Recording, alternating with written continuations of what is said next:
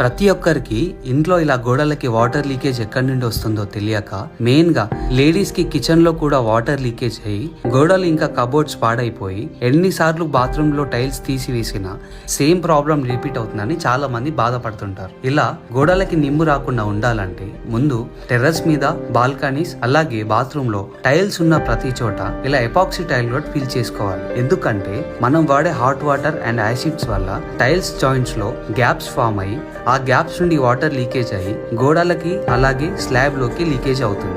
దీనికి మనం చేయాల్సిన ట్రీట్మెంట్ వచ్చేసి గ్యాప్స్ అన్ని కట్ చేసి డస్ట్ లేకుండా క్లీన్ చేసుకొని కార్నర్స్ లో మాస్కింగ్ టేప్ అప్లై చేసి ఫాస్ట్ రాక్ లో ఎపాక్సీ టైల్ రోడ్ అని ఉంటుంది.